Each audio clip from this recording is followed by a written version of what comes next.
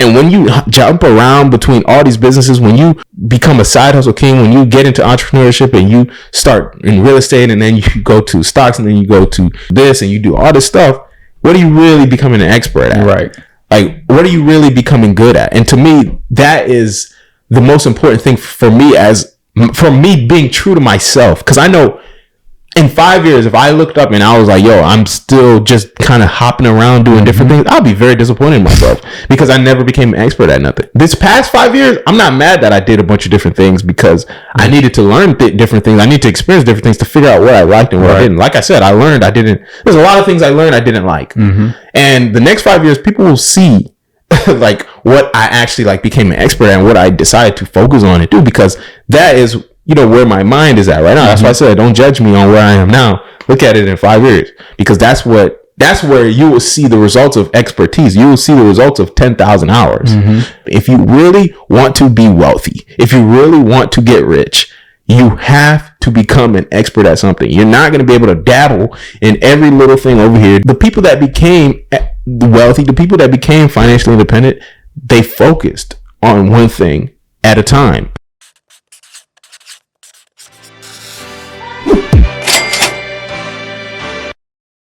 You're listening to the Money Monopolizers podcast, helping you take control of your financial destiny.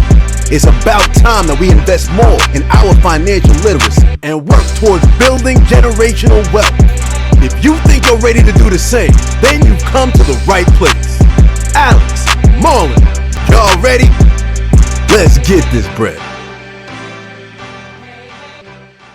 What's good, everybody? It's Alex Camunia here. We are back with episode 141 of the Money Monopolizers podcast, and I'm here with my co-host, Marlon Walls. Marlon, how you doing today? I'm a little relieved, man. So I know we actually missed a couple weeks of episodes. First week was because of, well, I say I'm relieved because I took a vacation for once. It actually wasn't my first thought to take one, but me and my girl had went out for her birthday. We went to on a cruise, and so we were able to like just enjoy a little bit of time off. I had like 4 days with just no internet access.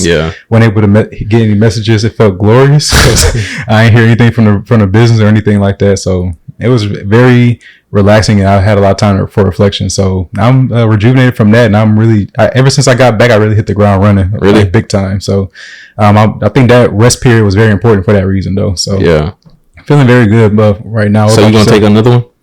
No time soon. Yo, I'm too much in grind mode right now. Like I said, that was involuntary too. It would have been my first choice by any means, but it was very, very beneficial. I think I encourage people to take more breaks from their business. Not too many, but it's good to unwind sometimes to really collect your thoughts about how you want to do moving forward. Yeah, man, you better than me. You know me. You got this dude got to take one every 3 months. Your quarterly vacations. I'm going to Mexico next month. I swear. I already know. So how everything been for you? It's been good. Like you said, we've been off the last couple of weeks, so it's been kind of a nice break from recording, because it is a lot to kind of record, travel, and back and forth between travel, business, everything. Just juggling. Yeah, it's a lot, but you know, it's all good. You signed up for it. So, but other than, I mean, I've been solid, man. I've been really just enjoying life and just really trying to same thing, grinding, trying to get to that next level. I think it's funny because we're recording in the in my garage apartment, and I wanted to talk about this on the podcast because I did this video like a couple weeks ago, a TikTok video, and I did it right here in the apartment. I think it was like last week, no, like 2 weeks ago. And it was like, I don't know, it was just like one of those, videos, whatever. But like you could see like my kitchen in the back. And so people was like, on TikTok, when something go, even relatively viral on TikTok, the haters, they gonna clown every last little piece of the video that they can find. Professional haters come out. Yes, sir. And they was talking about because I was talking about how like, I remember, wanting to climb the corporate ladder, but now, I make $50K a month in my business. And they was I'm not gonna lie, sometimes it'd be funny, but at the same time I'm like, y'all just some haters, bro. Cause they was like, how you they was like, ain't no way you making $50,000 a month with a kitchen that looks like that. Yada yada yada. All this stuff is like, you got $50K a month, but you got popcorn ceilings. That was kind of funny. I ain't gonna hold you. I looked up. Easy as pop.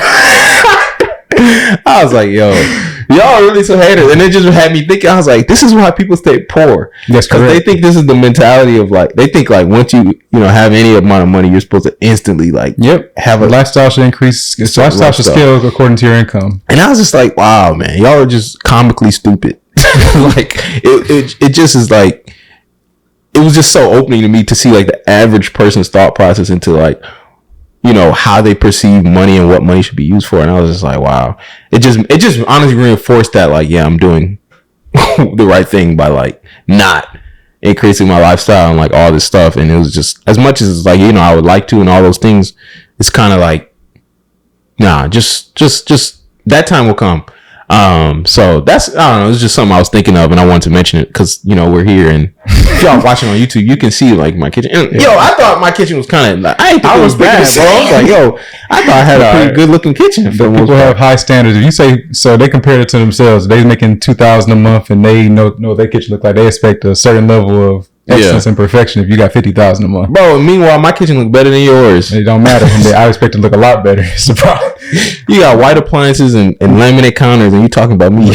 I always say that though, because people like, I don't know why they associate a certain level of success with a level of humanism. Like people make you not a human anymore. It's like they just now set expectations for you more than they set for themselves. Like we're all humans here, but at the same time, because I make a certain amount, you now expect things out of me. Yeah. Versus yourself, you actually expect less from yourself than you do from me. So you expect me to live in a certain location, live a certain lifestyle, spend a certain amount of money, or spend on certain things. Whereas you wouldn't expect that from yourself, but because I make a certain amount, I'm supposed to do this stuff. Yeah, and it's like, think about this. Like, if how do you think I got to where I am thinking like you? That's big. If I was thinking like you, I would be where you are. That's the problem. People don't realize that takes a different level of thought process to get to where somebody is. And it's just like, level. Bro, you just got to really be like, how, I don't know. And I try to always like look at that stuff as like, okay, this is how normal people think. And I try not to like bash them, but I mean, most of the time it's like, they're just dumb, ignorantly. It's not it is their fault, but they're just ignorant. And, I try to think just so I can remind myself, okay, this is how the average person thinks. Like when I see stuff like that, I'm like, this is how cause it keeps me like, cause I get like, I get out of reality with like, how the average person thinks. It's very easy to do that because I just think about both of our situations. We literally are isolated every single day. Yeah. And you can just focus on building, but at the same time, everybody else is focused on like being socially accepted. So that everybody is continuously gaining that, like pretty much however society thinks, everybody is continuously gaining that all together. Yeah. While we're just laser focusing on what we're doing. So it's like coming out to reality every now and again and then saying, oh, this is what the rest of the world is doing. Right. Like you come out your bubble and it's like, oh, wow. You actually don't know anything. Okay. Cool. So that's how normal people or, the average person is taking. So it's just kind of like a thought that I was having. There was something else I was going to mention. Dang, I forgot. You can do it. No, I literally just had it too, but I forgot. But anyways, yeah, it's kind of, other than that, I haven't really been, doing much. Just again, focus on improving, learning new skills and getting to that next level. But overall though, I think the most important thing right now for me over these last few weeks and I guess since the summer really started is just, I'm not really like worried too much about anything right now. Like as far as like my business now or anything now, I'm really just I'm so like in the mindset of like, cause like we're in our 20s, mid-20s, and it's kind of like a lot of people, like you were saying, that's what I was gonna say. There you go. Because Anthony Hartzog was talking about that too, about how shout out Anthony, and he was talking about how people have their life expectations on you. Yes. Where it's like, you're saying like something like you'll have a baby and they'll be like, yo, when you have another one. Yes, I saw that post from him too. Yeah, or when's he gonna have a sibling? Or like you get a nice apartment or something. They're like, yo, when you gonna buy a house? Or you get a car and they're like, yo, when you all this stuff. And it's kind of like, yo, I'm just kind of doing my own thing. And so it's like I could be in a certain situation, but I know mentally, the party don't really start for the next 5 years. Like when I say like in terms of lifestyle, all that stuff, I'm not looking to do that for the next like 5 years. Like I had to kind of, and y'all know if you listen to the podcast, I've always been big on like getting as much as you can at an early age, or it's like as fast as you can. But it's like over the last few months, I kind of just been working my mind to like, no, like, yo, just understand that the next 5 years is all about continuing to push the pavement and really just learning the skills that are going to help you get to that level to where in 5 years you will be able to really like, that's like I said, the party's going to start when I'm 30. So it's like, cool. I'm cool on missing out in my 20s. And I don't even feel like I'm missing. There's nothing I'm missing out on. I mean, I feel like life is great, but for the most part, it's kind of, I'm not worried about anything right now. In 5 years, that's when you can evaluate me. Mm-hmm. Don't evaluate me on where I am now. You talking about like my house, all that stuff now. Don't evaluate me on all that stuff now. First of all, I don't care what you think. But secondly, I'm not even worried about that stuff right now. In 5 years, though, you know, when we're 30, that's when it's kind of like, okay, what have I done by that point? I think the main thing you're trying to look for is like something that's pretty much whatever you work on, whatever you're doing, whatever you're building, is it, how sustainable is it? Because a lot of people are looking for the short-term success, but that success is coming from what? Like, what are you doing to obtain the short-term success? And are you going to be able to say that do you still have that same success 5-10 years down the line from the thing you're doing now? Or have you pretty much found a shortcut that's only going to be like, one thing I've actually heard from one of my mentors, that he talks about running a play versus actually creating a strategy for something that's like sustainable long term. People like to run plays, but the plays get played out, and so now you made money for the short term, and now you have to go be like, okay, well, shoot, I made my money from that. Well, now what I do? Because the money started running dry. So you had to find something that's sustainable, as opposed, so that way you can last for years to come, as opposed to just being the thing for this short season of time. I think I saw Bees talking about that. Yeah, that was Bees. Oh, it was Bees? Yeah, because I was in his webinar and he saw about like running a play. And yes, I liked it a lot. I said it's a new philosophy for me. It's like you no longer like running plays, because like you said, plays get played out. That's a fact. That's a fact. And I think that's kind of a good segue into what we're going to talk about today. Yeah, too, as far as, you know, the topic, because a lot of people, well, I'll let you kind of get into it, and then we'll kind of and so get the ball rolling. Y'all know every time I come here from like into my visit in San Antonio to come do a podcast, I take a 3.5 hour drive, or really 3 for me, because 3.5 for normal people. I drive. I get here in 3 or less is my goal. But I always do a lot of time thinking, and so I like to reflect about how has my previous couple weeks how have they been, and like what have I learned from them. And so I would just first preface this by saying the business that I'm in, I'm actually in the rental car business, and me and my dad have been doing it for just about 2 years now. It's pretty much coming on 2-year anniversary next month. And throughout this time, we have been learning how to scale our fleet scale our entire operation from starting at 1 car back in 2020. Now we're at around 25 cars, and we are on the cusp of being able to break through to the next level. The problem, I used to always say, the only difference between where I am today and where I want to be is the right information. I always used to say that because knowing my drive, knowing how I am, all I need is the right information to present that, and I'm willing to do whatever it takes to get there. I am like that, but this previous couple of weeks made me start reflecting on that, because sometimes you can actually be presented the right information, but once you actually gain it, you have to figure out now, are you willing to do what it takes to actually achieve the next level? And I just thought this would be a good conversation, because I think a lot of people may experience this, especially even in early stages of entrepreneurship, and even really in every area of life. Like, you may get the right information about how to make $1 million, but when you learn that you have to go build a business, you have to go sell to people, you have to do this, that, and the other. Are you actually willing to do it? And so I started coming to a point where I'm at, like, a lot of people may enter a crossroads where they're like, should I start to pivot to something else? Because I see whatever I have to do is going to be too much to get to the next level. So like for us, we want to scale our fleet by becoming our own dealer. And so that's one thing that you had to get your dealer's license in order to now start buying cars at the next level. Start buying cars at auctions as opposed to going to dealerships. And if I'm going to go that route, there's a certain set of requirements that it takes to become a dealer. And so that means that now you have to take a next step of going to the next level. And so now, are you willing to do what it takes to get there? It's really like the question that I ask myself.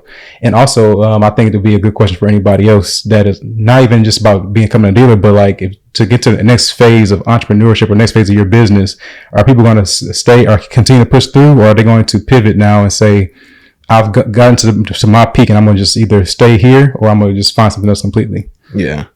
I think this is a great conversation because honestly, I think this is the number one thing most new entrepreneurs or new people that want financial freedom or people that want to change their life, this is the number one thing you're going to like struggle with. Yeah. Out of all things, this will be the number one thing because this is the most foundational root thing. Like at the end of the day, are you going to stick to it, or are you going to, do something else, or are you going to switch your business? Because most people, they get into entrepreneurship, they start this business, their first business, whatever, their second business, whatever, they're new, and it's going, but eventually you get to a point where it's like, for most people, this happens pretty early. Yeah, much earlier than this. I was going to mention that too. Yeah, like this happened, like very, like within the first few months, people are ready to already switch to another business or do something else, or it's almost like you get in the shiny object syndrome. Yep. Instantly, when you don't get that instant result and you don't get that immediate gratification, because when you come from being an employee, it's always like a linear correlation to effort and reward, right? And that is a completely different mindset than entrepreneurship. As an employee, I know if I put in X amount of hours, I'm going to get paid Y amount of dollars, regardless. But as an entrepreneur, it's like I can put in, X amount of hours and still get $0, right? And so it's like that relationship becomes very tough for people to come to terms with, because at the end of the day, it's like you just get to a point where you ask yourself, it's like, oh, am I going to push through this, or is it time for me to do something else? Most people, they switch and do something else. Correct. And then what happens? The same exact thing comes up in the next business. Because at the end of businesses, and we was talking about this before, but regardless of what you do, especially the problem with entrepreneurship and hopping around, for new entrepreneurs, the problem with really the whole entrepreneurship thing is that regardless of what business you're doing, you're going to get problems, and these problems are going to come up, and it's going to either you have two options. It's like, I'm gonna pivot and do something else, or I'm gonna figure this out. Yep. But there's never a point in entrepreneurship where you get there and it's like no problems, and it's just you just get through it. There's no business. So for you to keep pivoting businesses and keep doing other things every 5 months, every 3 months, every 6 months, it's like, I know a couple people that was like, they was trading in the stock market in one few months. He said, he was doing trucking, he was doing real estate, he was doing all these different things. And it's just like, you're going to get the same problems every single time. When do you mentally decide that, like, okay, I'm going, like, at what point does it come to like, I'm willing to deal with these problems? Yep. Like, that's the question you really have to ask yourself as, a business owner, entrepreneur. Which problems are you willing to deal with? Like, I'm willing to deal with this specific set of problems in this specific business, because it doesn't matter the business. That's why we always said it never ever matters the business that you're in. It's all about, are you willing to solve those problems that are going to come up? And okay, I'm fine with like, there's preference as far as like what problems you're willing to solve. Because I know for me, in my different experience with business, we were talking about it earlier, I know I don't want to deal with vehicle maintenance issues. After I did the trucking, that truck boy cooked all that. After I did the trucking, I knew for a fact I don't want to deal with businesses that have vehicles at all, that I have to own and maintain and operate. Me personally, just because of my experiences. So cool. I switched to, my business, which was more of a light business, with the, kind of the way I run it, where I match cleaners with the people that need their house cleaning. That is a much more lighter business model in the sense of like, I don't have to, I'm just a broker. Right. I'm just a middleman. I don't have to necessarily have a stake in anyone's, or in any assets or in any sort of, things that I have to own or maintain and operate. And it allows me to stay light, keep my overhead low, and I can control my costs a lot more. I learned that is my style of preference. I'm willing to deal with those specific problems. The problems that come up with that, cool, I'll deal with that. But when it comes to other things like business, like like dealing with repairs in business with vehicles, and I'm not trying to do that, bro. I'm not. So at the end of the point I'm just making is, which problems are you willing to deal with? And it's not to say which problems are you willing to solve, or which problems are you willing to deal with. Because it's not just because you're dealing with them doesn't mean you're going to solve them. Like, you have to figure out how to solve them. That's a whole other set. But solving them is a whole other problem. I'm saying which ones are you, because it's a certain mindset in with the word, the verbiage and the words I'm using. We're not talking about doing business successfully. We're talking about sticking to something. As far as sticking to something, it just means what are you willing to deal with? What problems are you willing to tolerate? Which problems are you willing to think about? Because at the end of the day, most people are not even willing to think long enough to solve some of these problems. Like a lot of these problems that come up with business entrepreneurship, there's no blueprint, there's no formula, there's no course to answer these specific problems. So you can take a course to get into the business, but it will get to a point where now you have to figure out how to solve these problems on your own. And how many people are actually going to be willing to solve those, deal with those specific problems? This is a true test of entrepreneurship at this point, because it's easy to continue to go once you always have the formula, somebody's giving it to you. Yeah. When you can take a course and somebody tell you the step-by-step instructions, it's pretty much being a glorified employee. Somebody tells you what to do and you go, you execute that, and you run into a new problem, and you come to the group and say, all right, what's next? And you can keep doing that until now you have either met the mentor at where they currently are, or until you've experienced a problem that they haven't experienced before. And now this is your test of entrepreneurship to say, am I willing to deal with and solve these problems that nobody has solved before? And I'd say, like I said before, I'm pioneering this entire ship now. That's what it feels like for myself. In regards to taking the next step in the rental car business, if I'm to continue on from here, there is no necessary, I can find blueprints. It's not the same blueprints that I've seen in the past. And I think that's part of entrepreneurship, is being resourceful and it's like solving problems by figuring out what's been done before, and then figuring out how you can improve on those processes. But at the same time, you shouldn't just be seeking somebody who just gives you, just pretty much hand feeds you all the answers. Like, you need to be pioneering in a way to say, okay, I have a vision for where I want to go, and I'm gonna find the bits and pieces that help me put that plan, that help me execute on my plan. Right. And a lot of people aren't willing to do that part. They're just looking for somebody to hand feed them everything and really solve their problem for them. Yeah, they take the same employee, like you take literally the employee model and you try to apply it to entrepreneurship, in the sense of like you said, if someone can tell me what to do and I can apply it. No, here's the problem. People want effort of being an employee, but the reward of the entrepreneurship, right? And that's and when I say effort, I just mean in the senses of solving problems. As an employee, you're not responsible for solving problems for the most part. Somebody already thought about solving the problem. You just have to do the processes as an employee. As an entrepreneur, so you get compensated a certain way for that as an employee. But as an entrepreneur, it's your job to solve the problems first and then apply the processes, and you get compensated for that a certain way, as an entrepreneur. But when you try to take that model and apply here, it doesn't work. You're not going to get very far, because you're going to get to that crossroads, like you said, and it will get to a point where it's like, I'm not willing to deal with, let alone solve these problems. Right.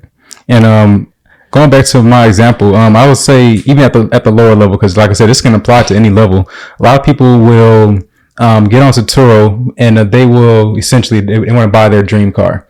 That's a good way to get started. Like, I was actually talking to my account manager yesterday, and he was talking about why a lot of people don't grow to the same size that we have, even to our point. I said it's because they have come in with a different mentality.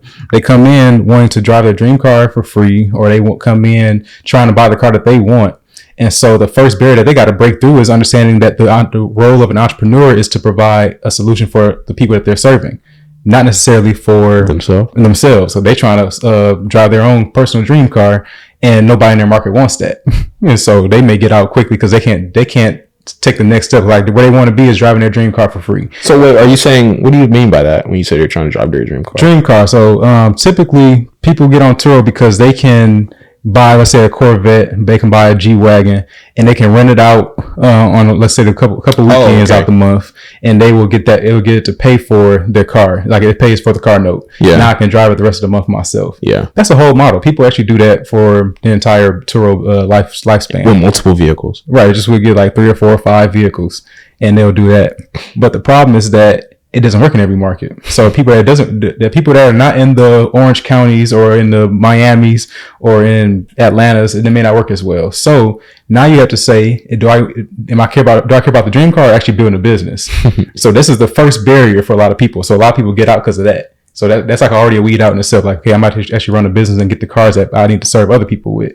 Now you start growing your business, and now you start seeing barriers of, okay, now I need to figure out, how do I scale my fleet with my business? Like, because people, when you first get started in the rental car business, you have to use your personal credit, use cash, use other people's cars, but you're not going to be able to use your business too much because your business is brand new. Nobody's going to lend to that. Now it's for a rental car business, and so that's another barrier to overcome. So if you overcome that part, now you're going to scale your fleet, and now it's going to be at a point where Turo may not make sense for you anymore, because now you actually have a whole operation. And hopefully you got systems in, because that was another barrier you might have faced too. Like, you're setting up systems to be able to run a larger fleet. Now you're at the point where another barrier is met. How do you transition to being a small car rental operator, to like a small independent operator, where you are probably looking to buy cars in your business name because you have 2 years of experience. That point right now is where we're at, because now it's a whole new set of challenges that you are faced with. So essentially, I'm just saying that every point that you're going to see this multiple times in business. So even after this point, it's going to be another one. Yeah, and it's going to continue to happen. So like we were saying, going back to the beginning, in every business that you choose, you're going to have these milestones and also roadblocks that's going to come up in your business, and you have to figure out, what are you willing to deal with. So you may get the information on how to go to the next level, but are you willing to do what it takes to get to that next level? Yeah, it's an overarching question, because some people are not willing to buy the car that somebody else wants versus buying the car that they want at the lowest level. So like they want to buy the car, their dream car, and they want to rent that out. If they can't do that, they're not going to do it. They're not going to do this at all. Yeah. So it's just showing that there's like different levels to it, and that it can apply at any scale in the entrepreneurship journey. And that's why I think business is such an interesting thing, because, you know, businesses will naturally, like the top, and the ones that deserve to be at the top will rise to the top. Facts. Like, naturally. Argue, you know, we can there's, you know, politics and things that get involved, but for the most part, generally the people that are at the top deserve to be at the top, because they said, hey, I'm here to actually provide a solution and serve and provide value and solve problems that other people have, not just, you know, my own problems. And so I think that is something that you got to really think about, as far as, you know, and because at the end of it just comes down to your why, right? Like, why you actually got in, and what your motivation and what your purpose was with getting into this business. If it got to a point, you know, for me and my business, I'm transparent with it. It was like, yo, I never cared about necessarily, you know, providing the service that my business provides. Started a business for financial freedom. Mm-hmm. It got me to financial freedom. I can focus now on other things, because it got me to where I needed it to. Now it's providing me the time freedom and, you know, the income to allow me to focus on other things. Mm-hmm. I don't even have to focus on growing if I don't want to. I can focus on other things. And so the reason this is important to me, though, is because for me, I look at it like this, and everyone looks at it differently, but I see my life as like, I don't necessarily want to be known as someone that just does a bunch of different things. Yeah, I don't want to be known as someone that does side hustles, someone that, you know, makes money doing this and this. It's like, I just want to, in fact, I don't care if you know me or not. I just want to myself know that I'm an expert at something. I want to have that peace of mind. That gives me peace of mind, knowing I became an expert at something. And when you jump around between all these businesses, when you know, become a side hustle king, when you get into entrepreneurship and you start in real estate, and then you go to stocks, and then you go to trucking, and then you go to this, and you do all this stuff, what are you really becoming an expert at? Right.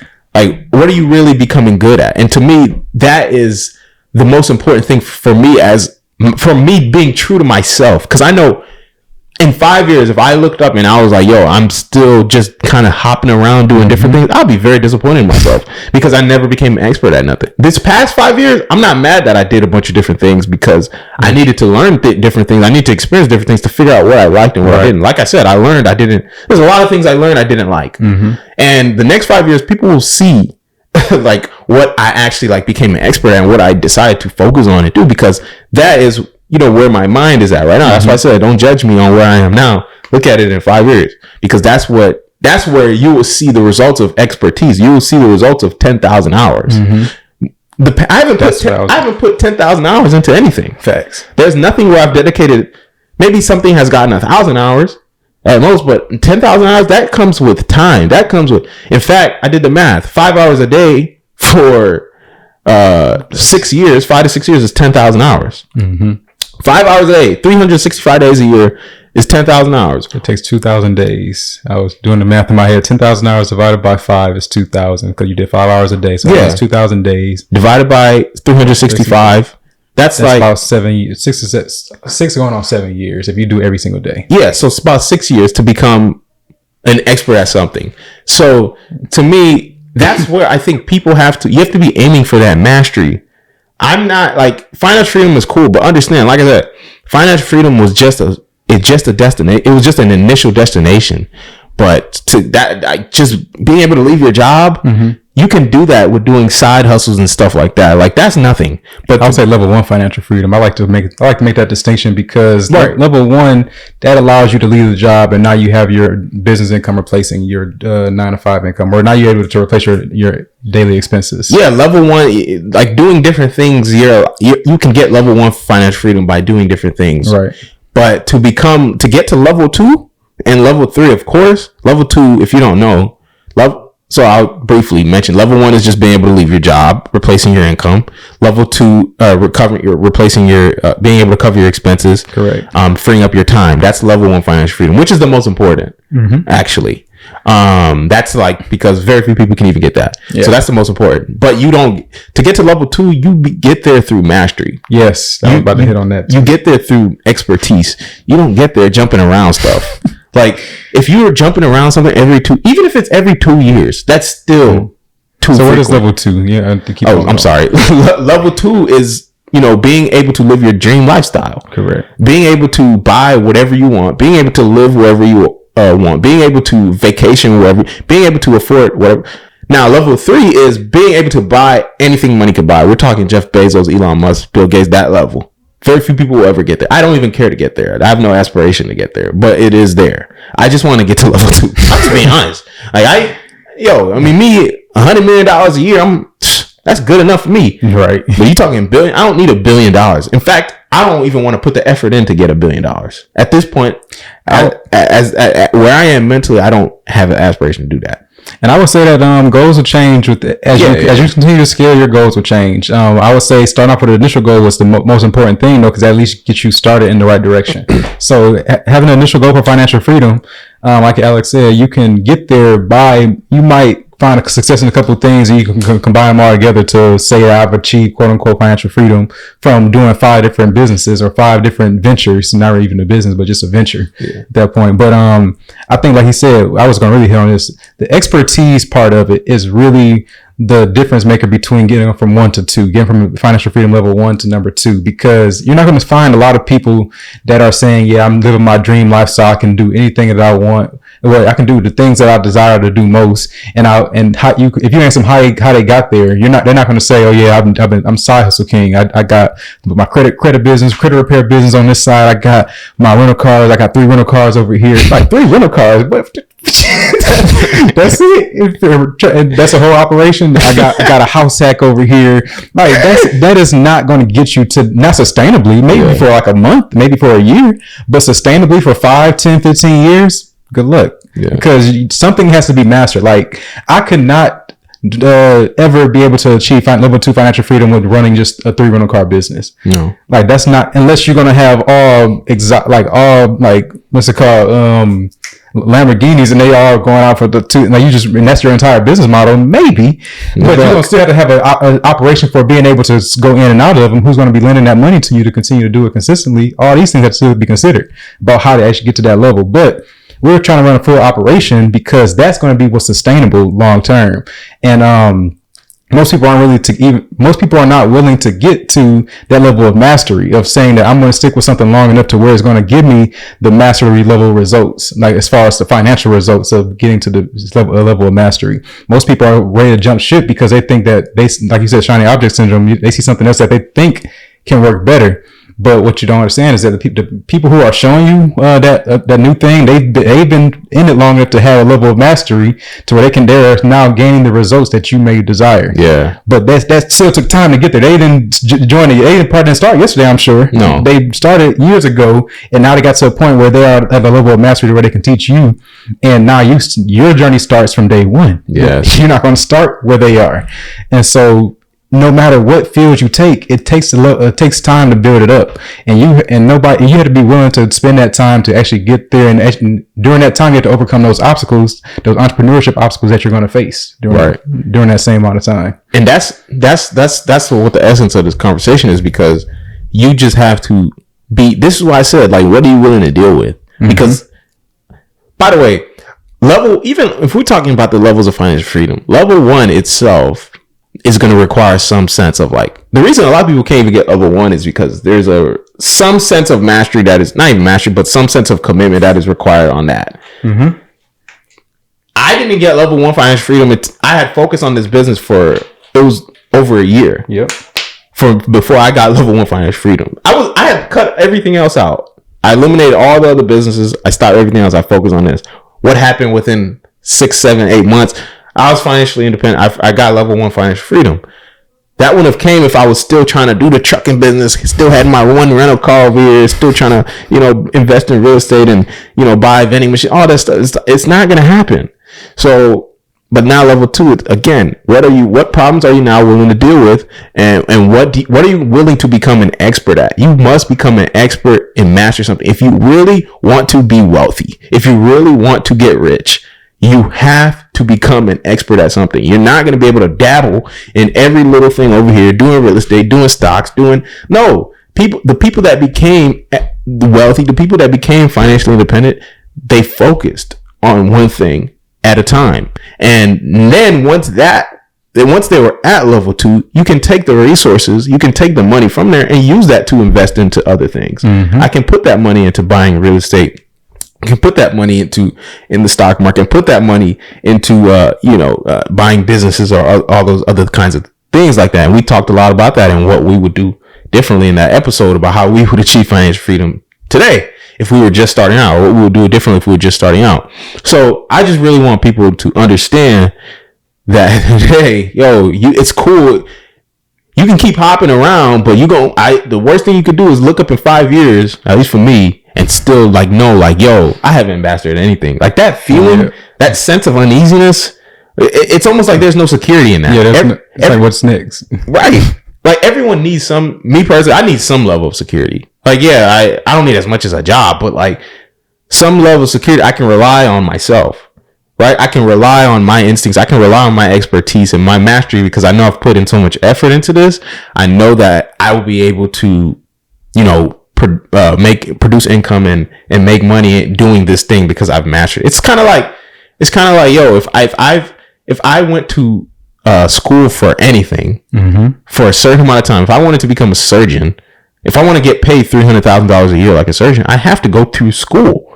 I have to spend 4 years in undergrad, 4 years in medical school, 2 to 4 years in residency, another year doing whatever. I know I have to spend 12 years probably in school to get to that point. So it's like, why would me as an entrepreneur, and this is the fallacy of entrepreneurship. This is where people get it wrong, where it's because it's easy to see social media and think that this stuff is very instant and quick. Mm-hmm. But you don't understand that the people that really got it, the people that really are doing it, the people that really are level 2 financial freedom, They spent years doing it. They spent years putting in time, effort, and losses.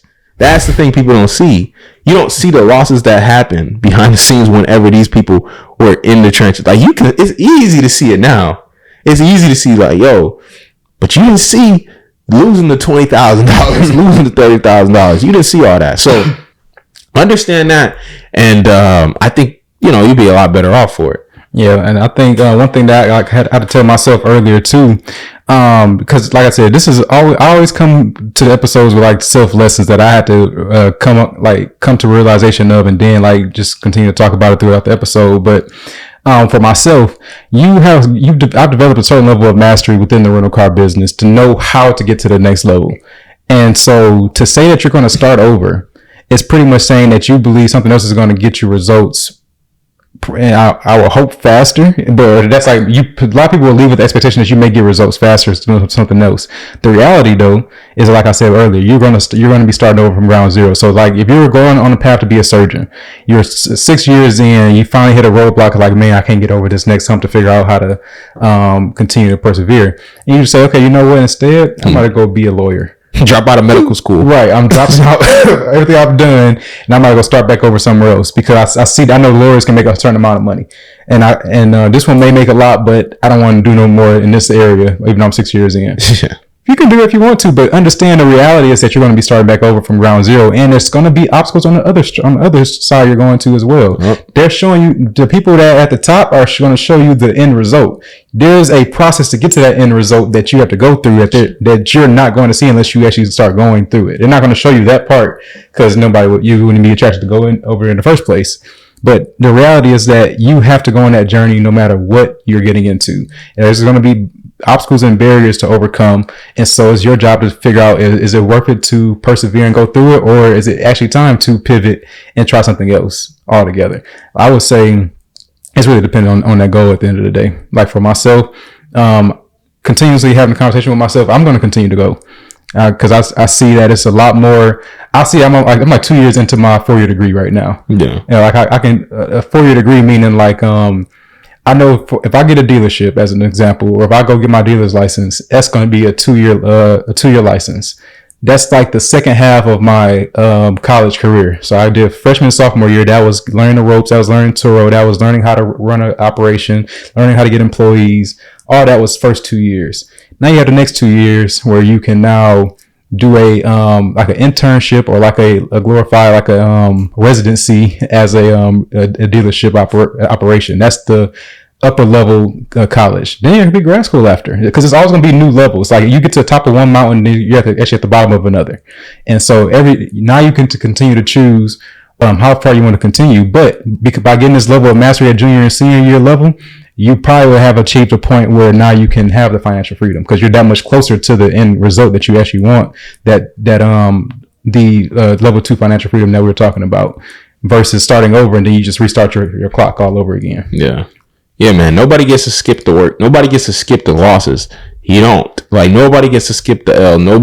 You don't get to that top without skipping all that. Like, if you want to climb Mount Kilimanjaro, Mount Everest, whatever, there's no way. You can't take an elevator up there. There's no way. You got to climb it. You got to put on your equipment. You got to invest in the time to learn the type of equipment, and you got to spend the money to get the equipment. You got to learn, increase your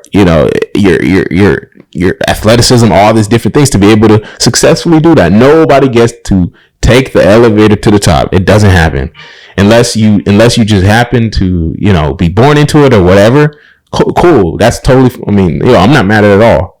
But if you starting at the bottom, nobody gets to skip it. So Facts. That's the reality of it. So yeah, I think that was the most important thing that we wanted to really get into today. So what we'll do is kind of wrap up the show with Ask the Monopolizers, and then kind of go from there. How can I be successful? How can I follow the path that someone else has laid for me to be successful? Ask the Monopolizers. Yes, sir. I actually had one come from Jeffrey Young. Shout out to you. I actually worked with him. He said, do you have any tips for saving for a down payment on a first home? I personally love this question because just know, like I said, knowing that I worked with him before, this was like a near and dear subject for me. For one, goes back to how we started our entire journey. And we started with the thing called house hacking, where we had we stayed up to get our first house, within a 6-month time span, and we were able to buy our house after that 6 months. So the saving strategy, we just took what our income was and identified what does our down payment need to be. I think that was the very first thing. Identifying how much do we need for a down payment. So you look at a house that's, let's say, $200,000. And you know that you can do a 3% down payment, 3% down payment on the house, or even 5%. That $200,000, you need $10,000. And so if I'm doing 5%, I need $10,000. And let's say I add in another 3 to 5% for closing costs, I may need $20,000. So now look at my income and say, if I save, I don't know how much the income may be. If I save 20%, 10, 20, 30, 40, 50% of my income, how long would it take for me to actually get to that $20,000 number? But it's really just backtracking it. So that's a $200,000 example. You may have a $100,000 example for the house you're buying, or you may have $1 million example. Whatever that house is, however much it costs, backtrack it from there. Figure out what that number is that you need to have saved up, and then figure out how can you get there with your current income. And if you're not gonna get there fast enough, you may try to find another additional stream of income. Like we've had plenty of people come on to the show that have talked about their businesses or their side hustles or things that they've done to make extra money. And you can do that to expedite your process to get there. Yeah, that's straight up. I wouldn't even add nothing to that. What's the next question? Is that it? We can talk about a troll one.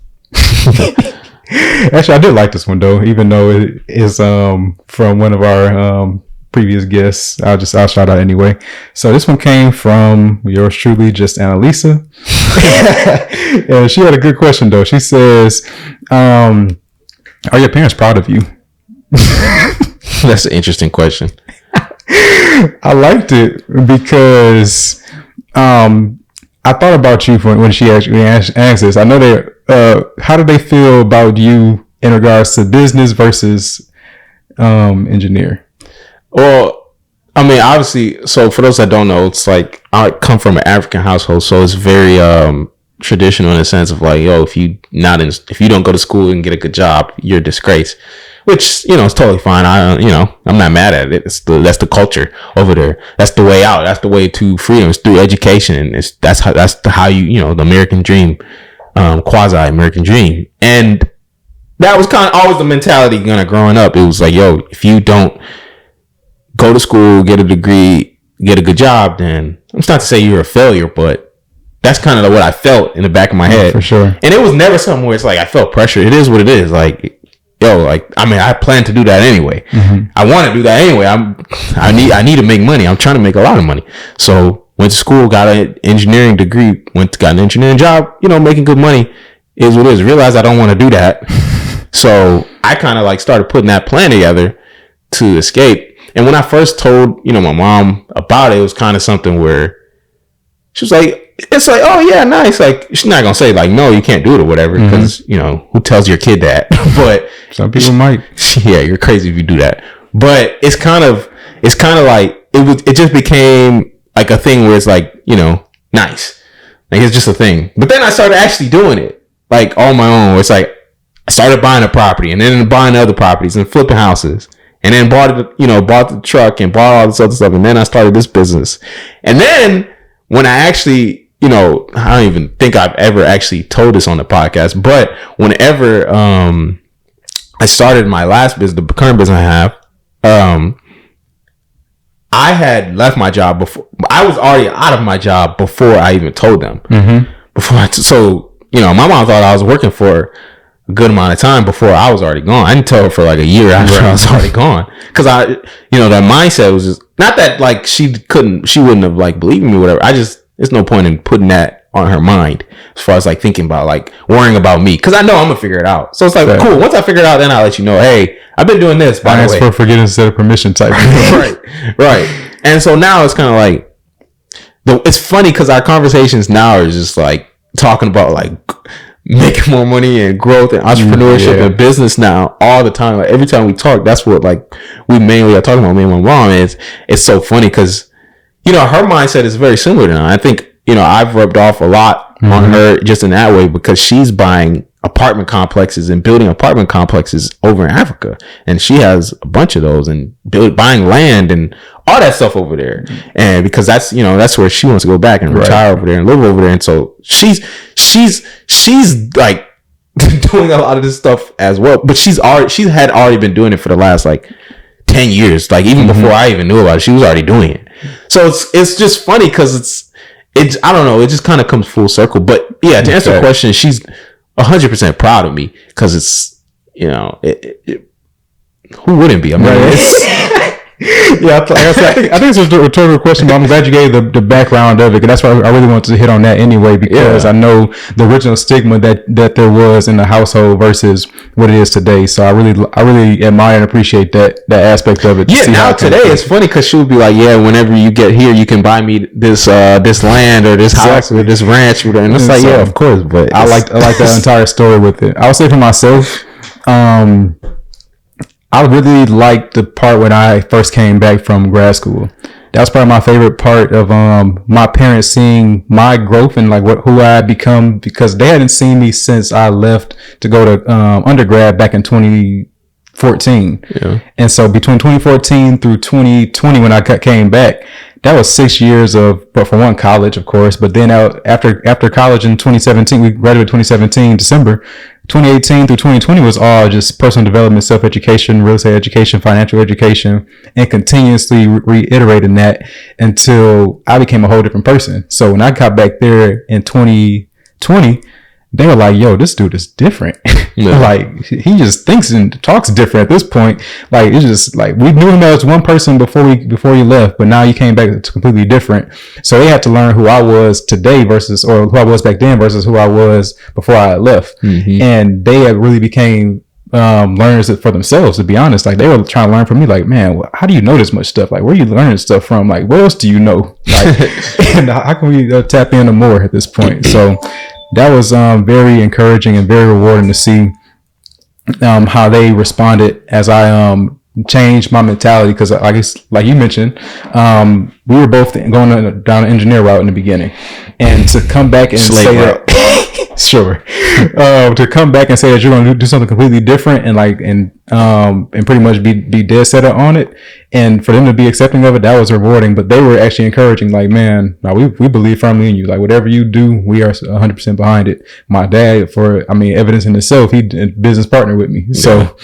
I think they have enjoyed the journey, and I think they're very proud just to see everything that we've accomplished. But I think the biggest thing there, because the common theme there is just like, I'm not gonna tell you about what I'm gonna do. I'm not gonna talk about it. I'm gonna just do it, and you're gonna believe in me because you're gonna see it. Like, I'm taking action, and you see that I'm taking action. So you want to be a part of the mission. You appreciate the fact that it's like, yo, he's serious about it. Mm-hmm. It's not something he's just talking about. That's the difference between, like, how we kind of approach things versus a lot of other people. That is huge. So I don't even mean to extend it, but that is so big, because a lot of people are looking for support before they've done anything. They just talk about what they want to do, but they haven't actually gone to do anything. So it's actually hard to support you because you just start talking. Yeah. You have no tangible result. You're not even showing that you're going down the path already. It's easy for somebody to buy into something that they can see. Yeah. So if they see us studying, they see us buying houses for ourselves, they see us taking action, now it's easy to buy into that. Like, okay, no, you're going down a path that we've never gone down ourselves before, and you're doing it too. Yeah, that's encouraging for somebody to see, because they haven't done something, but you're doing it. It's easy to buy into that. But if you just say that you want to do something, now they have no tangible evidence to see that you're going to succeed. And that's like, oh man, I know for a lot of people it's tough, but it's just about your mindset. Because me personally, I don't need support from anyone. I don't care whether you support me. I don't care what you think about what I'm going to do. I'm doing it for me anyway. I'm not doing it for you.